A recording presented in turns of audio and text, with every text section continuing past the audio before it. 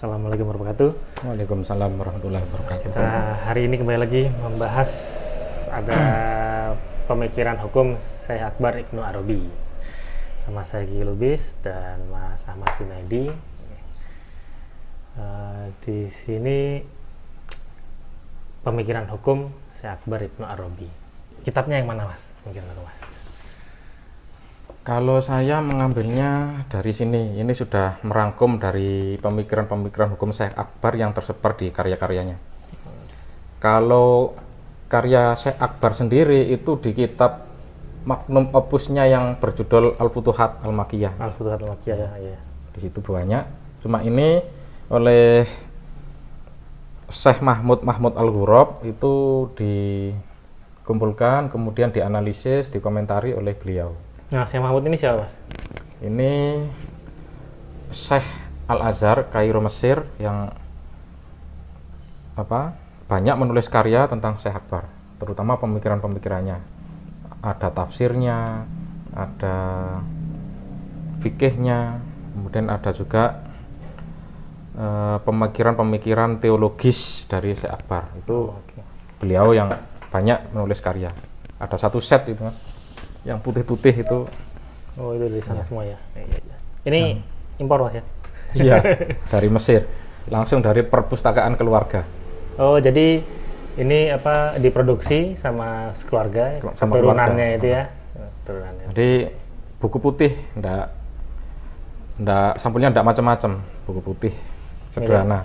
Mirip-mirip ya, skripsi. Iya, perpustakaan keluarga. Keluarga. Ya, kalau soal buku gini memang ada beberapa teman saya itu dia itu kesulitan cari, Mas, kalau di sini buku kesulitan cari. Terus saya sarankan waktu itu coba impor aja dari luar gitu kan, karena kan saya juga baru tahu kalau buku seperti ini diproduksi keluarga ini ya dari Mas Ahmad Junaidi ini. Jadi saya pikir kayak kita di sini kan bisa ada percetakan khusus sana itu enggak. Ternyata di sana itu supaya garisnya jelas kali, Mas, ya. Jadi keturunan ini dia memproduksi buku sendiri gitu ya, untuk kalangan tertentu gitu loh, untuk kalangan sendiri. Karena ini anaknya yang mencetak karya bapaknya. Yang punya percetakan itu anaknya. Khusus mencetak karya-karya orang tuanya. Meskipun kita cari impor di luar negeri, kalau kita tidak punya channel di sana ya kesulitan. Sulit juga ya. Soalnya meskipun ada agen yang mengirim ke sini itu kan tidak khusus untuk karya-karya Syekh Akbar. Jadi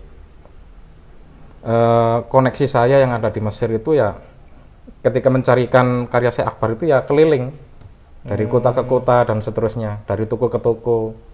Ini aja warnanya beda karena satu set ini juga berbagai macam toko ini. Ada toko yang menjual. Ini satu ya. Maksudnya ya satu judul lah, benar ya, satu buku gitu ya. Di toko ini cuma ada jilid 1 2. Kemudian pindah ke toko lain ini. Jadi tidak mudah. Harus ada hunternya. Ada hunternya aja. Itu malah jadi gini, ada kejadian lucu juga. Teman saya tuh tanya. Jadi kita di satu grup gitu kan tanya.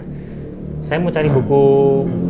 Makanya saya pernah tanya sama Mas Jen ya, buku ini di mana? Jadi saya sarankan coba import aja. Ini buku tentang dia waktu itu tentang fikih juga kalau nggak salah.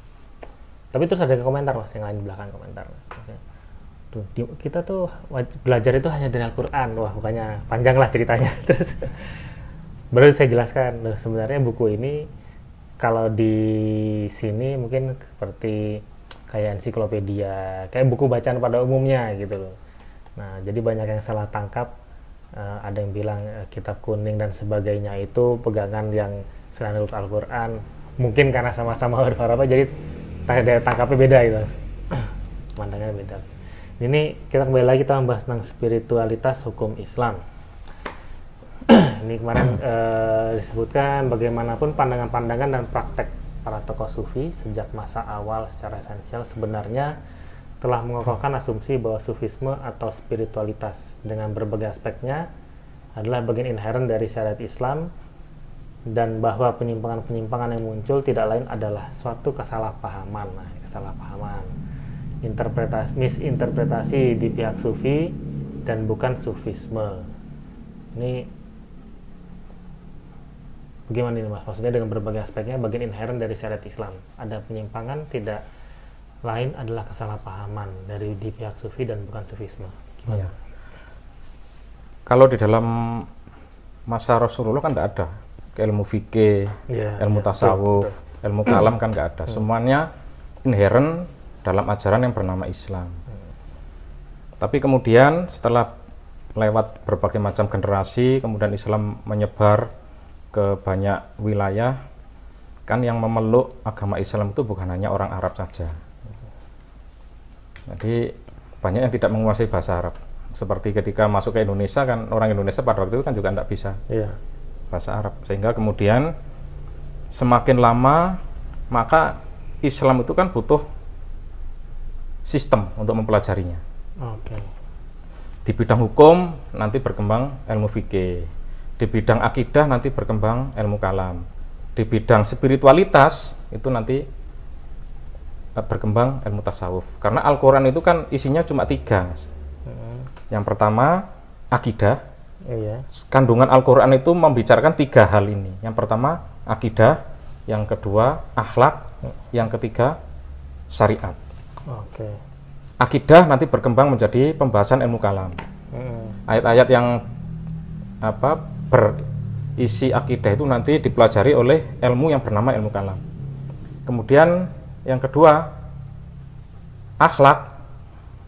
Al-Quran kan juga berbicara tentang akhlak. Itu nanti dipelajari oleh ilmu tasawuf.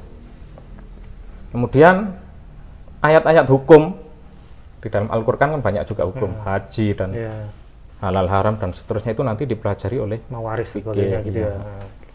Jadi seperti ilmu tasawuf, ilmu kalam, ilmu fikih itu kan hanya sistem, metode untuk mempelajari Al-Quran.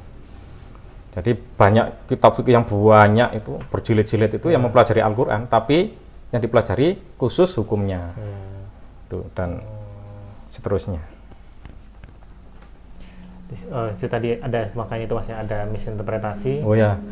Kalau kemudian orang mengatakan atau berpendapat bahwa ini ilmu tasawuf tapi kemudian bertentangan dengan Al-Quran, yaitu yang kemudian dikatakan penyimpangan atau salah paham. Dikatakan orang kalau sudah hakikat itu sudah tidak perlu syariat dan seterusnya, itu penyimpangan.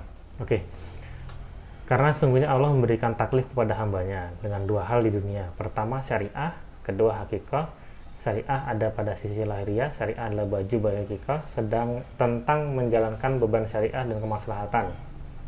Sedangkan hakikah lebih pada sisi batiniah, hati yang mengenal Allah dan kedekatan. Barang siapa membaguskan ibadahnya pada sisi lahiriahnya dan merealisasikan ubudiyahnya pada sisi batiniahnya, Allah akan menyempurnakan nikmatnya dengan penyaksian terhadap zatnya dan pancaran sinar atas sifat-sifatnya. Nah, ini mas. Sesungguhnya Allah memberikan taklif pada hambanya dengan 2 hal di dunia. Gimana nih mas? Kita diciptakan oleh Allah, kemudian diberi nikmat, kita kan mestinya berterima kasih, bersyukur.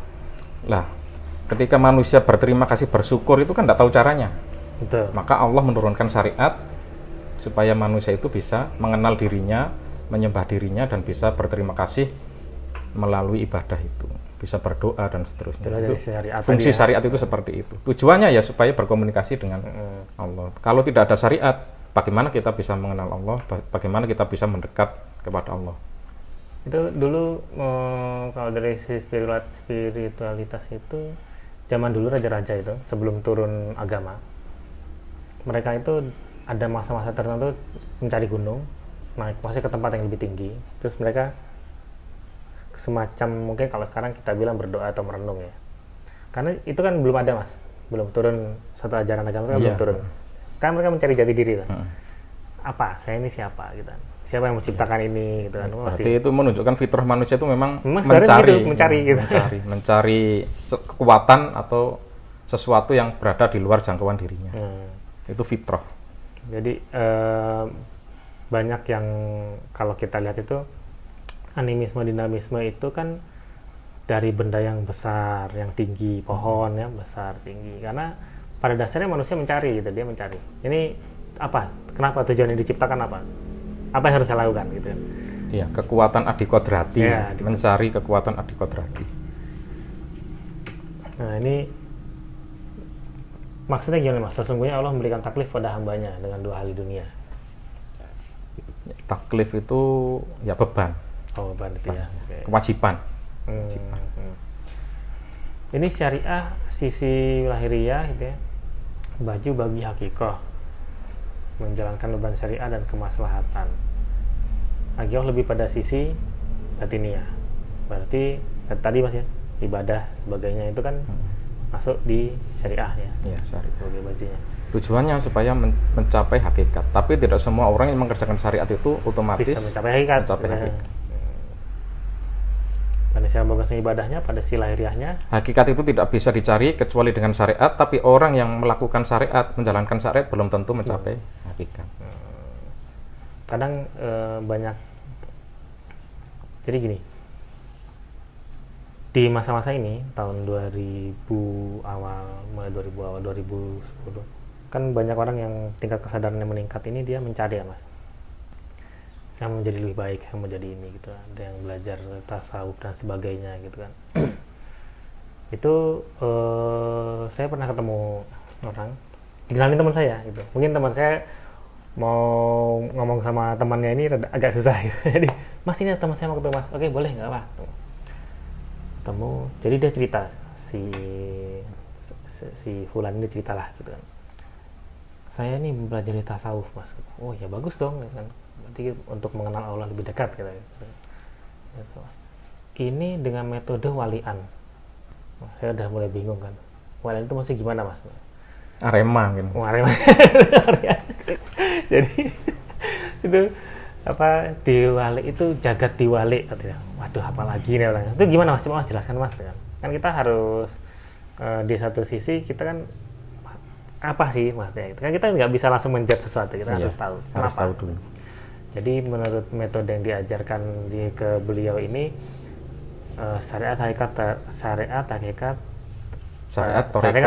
makrifat, dan ini dia makrifat dulu Mas, jadi dibalik dulu. Oh gitu. Terus pemahamannya bagaimana gitu kan, penerapannya bagaimana, kayak bumi ini begini panjang lah istilahnya. Maksud saya penerapan dalam ibadah kamu itu seperti apa, dalam sholat kamu itu bagaimana gitu kan. Kalau gampangannya kenapa orang mempelajari itu kan, orang belajar tasawuf kan untuk mengenal Allah. Jadi paling enggak waktu ibadah itu dia tahu saya ini membayangkan apa, saya ini merasakan apa gitu Mas. Karena dalam Islam kan tidak ada gambar, maksudnya tidak digambarkan Allah itu seperti apa kan. Terus saat kamu sholat itu yang dibayangkan apa gitu kan. Ternyata ini dia mempelajari tasawuf udah lama Mas, bertahun-tahun. Dan waktu kita kasih pertanyaan sederhana, terus yang kamu sholat itu penerapannya gimana? Itu dijawabnya bingung. Berarti ya biarkanlah berpikir sendiri gitu kan. Terus selama ini dipelajari itu apa gitu. Ini kalau Mas sebutkan tadi untuk mencapai hakikat tadi kita dengan jalan yang syariah gitu kan, ya itu kan sudah jelas gitu kan. Sudah jelas. Jalannya ibaratnya kalau kamu mempelajari komputer, ini buku manual petunjuknya gitu. Apakah kamu bisa? Ya belum tentu. Intinya gitu. Seperti itu. Barang siapa membaguskan ibadahnya pada sisi lahiriahnya dan merealisasikan ubudiyahnya pada sisi batiniahnya, Allah akan menyempurnakan nikmatnya dengan penyaksian terhadap zatnya dan pancaran sinar atas sifat-sifatnya. Nah ini jelaskan nih Mas, maksudnya gimana Mas? Kalau masalah peribadatan kita mengacunya kepada Rasulullah. Setelah itu kemudian kepada sahabat dan para generasi sesudahnya. Jadi kalau kita sudah dari sisi syariatnya sudah mencontoh Rasulullah, kemudian dari batiniahnya juga menyontoh Rasulullah, diantaranya adalah ya kekhusyuan, keikhlasan, kemudian dalam akidahnya, tauhidnya, ketika melakukan syariat dan seterusnya. Ya nanti kan jaminannya kan masuk surga. Nah di sana kan nanti orang masuk surga itu kenikmatan tertinggi kan melihat Allah, musyahadah kepada Allah. Itu kenikmatan tertinggi Pak? Ya kenikmatan tertinggi. Entah nikmatnya nikmatnya seperti apa itu masih belum kita ketahui.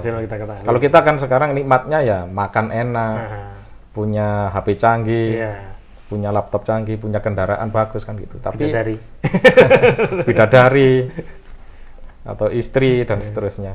Tapi dikatakan kenikmatan tertinggi nanti di surga itu menyaksikan Allah, itu kita merasakannya bagaimana masih belum bisa.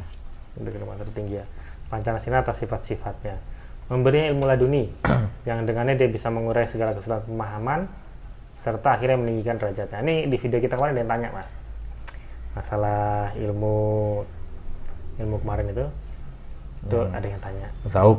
Iya, Zauk. Tapi dia tanya bukan di Zauknya. Beliau ini tanyanya kemarin apakah laduni ini masuk mauhub? Iya, oh iya. Kan ditanyanya itu. Terus kita penjelasan video sebelumnya sebenarnya sudah ada. Gitu. Nah, bagian ladun itu dipermudah, kita pemahamannya pun lebih mudah. Ini seperti disebutkan ini, memberinya ilmu laduni yang dengannya dia bisa mengurai segala kesulitan pemahaman serta akhirnya meninggikan derajatnya. Yang ilmu laduni. Ya, sama mauhub ladun itu sama. Ya. Ladun itu kan sisi, miladunhu ilma, kalau di miladunna ilma dan seterusnya itu dikatakan dari sisi kami, ilmu yang dari sisi kami. Jadi dikaruniakan kepada seorang hamba. Mauhub itu juga artinya sama. Wahaba yahibu itu kan hibah, memberi. Jadi sama saja pengertian. Oke. Cuma yang sering digunakan orang ya ilmu laduni itu. Kalau al-mauhub ya jarang. Saya menemukannya di kitab-kitabnya Syekh Akbar. Mistisme Islam akan selalu mengemban tugas mengintegrasikan kecintaan dan ketakwaan ke dalam kepatuhan legal syariah. Gimana nih Mas maksudnya? Mistisisme Islam itu ya tasawuf. Oke. Tasawuf. Kemudian kepatuhan legal ya kepatuhan kepada syariat. Legal itu kan hukum. Jadi kalau Syekh Akbar dalam karya-karyanya itu selalu menekankan bahwa tasawuf itu pasti mengajak kepada kepatuhan kepada syariat. Jadi Syekh Akbar ini justru menentang orang yang mengatakan sudah mencapai hakikat, sudah dekat kepada Allah, tapi kemudian tidak menjalankan syariat. Itu yang paling keras dikritik oleh Syekh Akbar. Jadi kepatuhan itu ya. Karena begini Mas, ada juga yang berpendapat ilmu tasawuf itu kan tidak ada di zaman Rasul. Gitu. Iya. Jadi dianggap itu salah gitu loh. Padahal kan orang butuh mengenal Allah gitu kan. Orang kan butuh mengenal gitu kan. Mempelajari itu mengenal gitu, kita mengenali kan. Berarti sebenarnya kalau dari bahasanya Syekh Akbar Ibn Arabi ini, berarti pada zaman itu mungkin para sufi juga banyak yang nggak ini sama dia ya. Para sahabat itu kan juga melakukan ajaran-ajaran tasawuf pada masa sekarang ini. Kalau sekarang di tasawuf disebutkan ada ajaran-ajaran seperti ini, semua itu sudah dilakukan oleh Rasulullah dan para sahabat. Cuma memang kan itu tadi disistematisasikan ilmunya tentang akhlak, tentang hati, tentang spiritualitas itu disistematisasikan pada masa-masa selanjutnya dengan ilmu tasawuf itu. Sedangkan hukum-hukumnya dikembangkan, kemudian dipelajari, dibuat metodenya, kemudian disebut dengan ilmu fikih. Perkembangannya seperti itu. Kalau dikatakan tidak ada, memang tidak ada. Ilmu fikih juga tidak ada. Ilmu tasawuf tidak ada. Ilmu akidah juga tidak ada. Masih belum, kurikulum itu belum ini ya. Apalagi nahwu sorob, ilmu bahasa Arab tidak ada. Ketika ditanyakan dulu mana bahasa Arab sama Al-Quran, dulu Al-Quran, bahasa Arab itu kemudian disusun ketika Islam itu berkembang keluar Arab, keluar Jazirah Arab. Jadi sebenarnya begitu ya? Iya. Jadi bahasa Arab itu sebenarnya tidak ada. Dulu orang pada masa Rasulullah, para sahabat itu ketika berkomunikasi ya langsung, tidak ada kaidah-kaidah bahasa Arab, grammarnya itu tidak ada. Nah, grammar atau nahwu Arab itu kemudian disusun oleh orang belakangan untuk membantu orang non-Arab memahami Al-Quran dan hadis. Berarti sebelumnya apa bahasanya, Mas? Ya lisan, bahasa Arab lisan. Bahasa Arab lisan. Tidak ada tulis. Tidak ada tulis ya. Tidak ada tulis. Al-Quran aja tidak seperti ini, tidak ada titiknya, tidak ada harokatnya. Kalau orang Arab, meskipun nulis tidak ada harokat, tidak ada titiknya, sudah paham, sudah bisa. Tapi kalau orang non-Arab bingung. Maka diciptakan harokat, diciptakan titik, ba itu titiknya 1 di bawah, tak titiknya 2 di atas dan seterusnya. Kemudian disusun kaidah-kaidah sorofnya itu, nahwu sorofnya, grammarnya, untuk memudahkan orang non Arab mempelajari Al-Quran dan hadis. Ini banyak salah paham tentang ini. Apa itu juga termasuk bid'ah? Ya, bid'ah itu. Pada masa Rasulullah nahwu sorof itu grammarnya tidak ada. Apa itu bid'ah? Permasalahannya kan di sana. Banyak yang banyak salam dan banyak yang tanya ke saya di luar, maksudnya dia non Islam ya. Kenapa kok Al-Quran itu bahasa Arab? Gitu kan. Jadi mereka mengambil banyak logika karena turunnya di Arab gitu. Ya oke, benar. Ya. Tapi kalau kemudian pertanyaan dilanjut, kenapa Allah kok memilih Arab? Nah. Kenapa kok di Mekah? Rasulullah diturunkan dilahirkan di Mekah. Ya semuanya sebetulnya bisa dijawab secara ilmiah, termasuk kenapa Al-Quran itu berbahasa Arab. Kalau kita pernah belajar bahasa Arab itu, satu kosakata, satu benda itu kosakatanya bisa 70.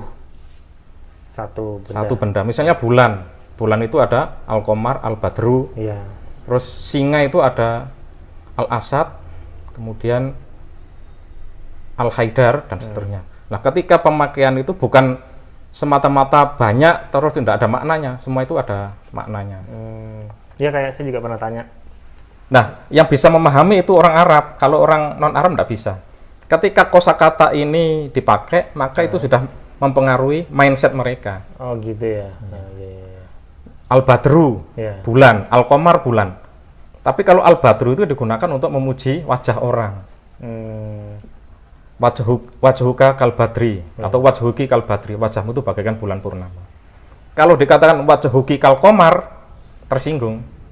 Karena Al-Qamar itu bulan dalam pengertian yang sesungguhnya. Kan bopeng-bopeng gitu. Jadi kalau kita di Jawa itu ada jatuh geblak. Jatuh ke belakang itu geblak. Tipe lugur gitu kan. Julep. Seperti gitu ya. Nempeling, ngantem, ngabyo, ngeplak, ngaplok, dan seterusnya. Ada pengertiannya sendiri-sendiri. Nah, bahasa Arab itu lebih kaya, lebih luas lagi dari bahasa Jawa.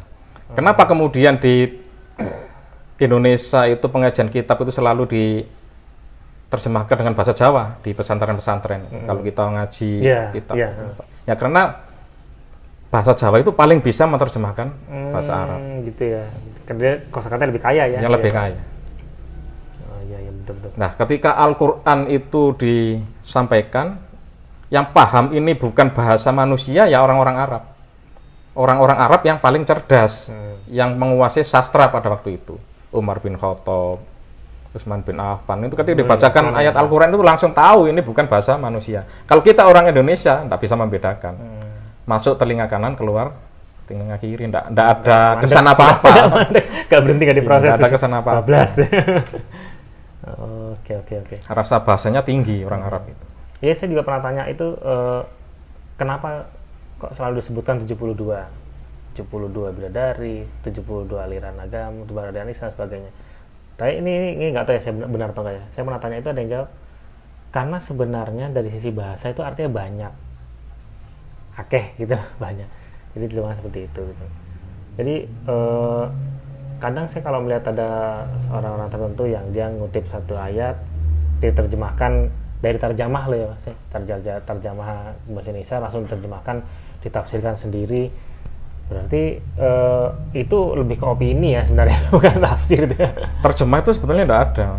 Terjemah seperti terbitan Depak itu bukan terjemah sebetulnya. Tafsir. Tafsir bahasa Al-Quran yang dilakukan oleh orang Indonesia. Ketika dialihbahasakan ke bahasa Indonesia itu tidak bisa menafsirkan persis, itu tidak bisa, sehingga kemudian kan dikira-kira bahasa Indonesia apa yang bisa. Nah, itu sebetulnya tafsir itu. Makanya ada dalam kurung gitu ya. Dalam kurung ini atau artinya ini masuk dalam kategori tafsir, terjemah. Bahasa Indonesia. Oke. Ini para sufi tidak pernah menafikan peran praktis mereka untuk menyadarkan pada praktisi hukum atau fuqaha agar tidak terjebak pada sikap one side, kaku sewenang-wenang dengan hanya menetapkan hukum berdasarkan lahiriah perbuatan tanpa mempertimbangkan aspek batinnya, yaitu moral dan kesadaran internal pelaku. semua itu tujukan untuk mencapai kemaslahatan di dunia pun di akhirat. Ini para sufi aja tidak bersikap one side gitu ya. Yang benar-benar mereka belajar di situ, memahami di situ, mendalami di situ, tidak bersikap one side, kaku dan sewenang-wenang. Ini penting nih, seharusnya itu juga ajaran dari Rasulullah. Kalau kita belajar tentang fikih, tentang hukum, hadis-hadis hukum, itu penerapan dari ajaran Rasulullah. Jadi Rasulullah itu sendiri kan tidak one side, tidak rigid dalam memperlakukan hukum. Ketika ada seorang pemuda yang melakukan hubungan suami istri di bulan Ramadan pada siang hari, kan sebetulnya harus dihukum. Dihukum memberi makan kepada 40 fakir miskin. Nyatanya pemuda ini miskin, akhirnya disuruh berpuasa 2 bulan berturut-turut. Terus ternyata tidak mampu karena kan nafsunya masih, libidonya masih besar. Terus kemudian akhirnya dibebaskan dari hukuman. Tapi ketika pamit mengadu kepada Rasulullah, dia orang miskin, tidak punya apa-apa. Akhirnya Rasulullah kan tertawa, kemudian disuruh mengambilkan kurma berapa keranjang, disuruh bawa pulang. Itu kan menunjukkan bahwa hukum itu tidak bisa one side, lahiriahnya saja, tapi di dalamnya ada kemaslahatan, di atasnya lagi ada spiritualitas. Artinya bahwa hukum itu bukan hanya 1 dimensi, tapi 3 dimensi. Dimensi pertama itu legal formalnya, boleh tidaknya. Dimensi kedua itu bahwa hukum itu harus memberikan kemaslahatan secara empiris. Dimensi ketiganya bahwa hukum itu harus digunakan untuk mendekat kepada Allah. Berarti pada zaman itu ada nggak sweeping ya? Berarti kan itu kan dia melakukan sweeping gitu ya. Ada nggak sweeping? Gitu? Seperti kayak sekarang kan banyak mas, ada sweeping rumah makan dan sebagainya gitu. Itu sebenarnya bagaimana mas penerapannya pada zaman itu? Dulu ada sweeping ketika pengharaman Homer itu. Homer, ya? Tapi Homer itu diharamkan tidak serta-merta. Sweeping itu dilakukan ketika sudah melakukan beberapa tahapan. Yang pertama karena Homer itu kan tradisi orang Arab, sudah menyatu dengan kehidupan orang Arab ya. Seperti kita ngopi itu. Ketika kemudian Islam datang tiba-tiba mengharamkan Homer, kaget langsung. Bisa dipastikan orang Arab itu tidak akan memeluk agama Islam. Nah, ketika sudah memeluk Islam pun masih diperbolehkan minum Homer. Kemudian ketika ada sahabat sebelum sholat kok minum Homer, sholatnya itu kacau. Akhirnya ya sudah, jangan minum Homer kalau mau sholat. Tapi ketika di waktu-waktu yang lain masih boleh. Ketika para sahabat sudah terbiasa, barulah kemudian diharamkan Homer itu. Semua di sweeping, di rumah-rumah itu dikeluarkan, gentong-gentong tempat penyimpanan Homer itu dipecahkan, sampai dikatakan jalanan itu sudah seperti sungai kecil karena banyaknya Homer yang dibuang. Nah itu yang menyweeping itu pemerintah yang sah, mas. Pemerintah yang sah ya? Iya, pemerintah. Nggak boleh kita sweeping mas? Nggak boleh. Nggak boleh ya? Itu pun atas keputusan pasti ya? Iya, ada musyawarahnya, hukumnya ya, ada pertimbangan hukumnya dan seterusnya. Yang pertama pertimbangannya ya kemaslahatan. Setiap hukum itu kan mendatangkan kemaslahatan. Dan itu pun yang di sweeping kan yang muslim ya? Iya. Ibaratnya yang dia tidak ada aturan untuk Homer nggak di sweeping ya? Jadi orang pada zaman dulu kan juga ada orang Yahudi, ada orang Nasrani, mereka bebas menjalankan ajaran agamanya. Hukum Islam itu diberlakukan kepada umat Islam. Nah itu, hukum Islam diberlakukan kepada umat Islam. Cuma kemudian kan kajiannya berkembang, bagaimana kalau negara, kalau dulu kan bukan nation state, bukan negara bangsa. Pemerintahan pada Rasulullah itu kan bukan negara bangsa. Nah, kemudian sekarang bagaimana kalau seperti Indonesia ini, bentuknya kan bukan seperti pada masa Rasulullah, tapi sudah modern, nation state, negara bangsa. Di situ ada pemerintah yang resmi, ada hukum, kemudian negara itu juga bentuknya macam-macam, ada yang kerajaan, ada yang republik, ada yang parlementer dan seterusnya. Itu nanti kajiannya berkembang. Oke. Ibnu Arabi dalam kitab Al-Futuhah Al-Makkiyah mengatakan bahwa syariah merupakan eksistensi dari hakikat. Syariah merupakan sebuah realitas dan di dalam setiap realitas pasti ada substansi. Maka realitas keberadaan syariah ditentukan oleh keberadaan substansinya, yaitu hakikat. Jadi keduanya merupakan dua hal yang tidak bisa dipisah-pisahkan. Arabi membantah kelompok-kelompok yang mengabaikan lahiriah teks syariah. Dia mengatakan bahwa tidak diperbolehkan memisahkan syariat dari hakikat, karena tidak mungkin syariat bertentangan dengan hakikat. Ini dari Al-Madid, Tafsir Al-Quran Al-Madid, Al-Bahrul Madid, ya, Ulum Al-Syekh Al-Akbar. Ini Mas, syariah merupakan syariah hakikat. Syariah merupakan realitas, dan di dalam setiap realitas pasti ada substansi. Maka realitas kebanyakan syariat ditentukan oleh keberadaan substansi, yaitu hakikat. Tidak bisa dipisah-pisahkan. Membantah kelompok-kelompok yang mengabaikan lahiriah teks syariah. Nah, ini pada zaman itu kelompok-kelompoknya berarti sudah banyak gitu Mas. Sudah banyak. Nah, sudah banyak. Terus tidak perbolehkan misalnya syariat dari hakikat. Ini kita bahas tadi Mas ya. Tidak dipisahkan karena untuk mencapai itu dibutuhkan syariat, untuk hakikat dibutuhkan syariat. Tidak mungkin bertentangan dengan syariat. Berarti di kelompok-kelompok yang disebutkan yang dibantah oleh Ibnu Arabi ini ya, ada yang memisah-misahkan. Ada yang memisah-misahkan kan ya.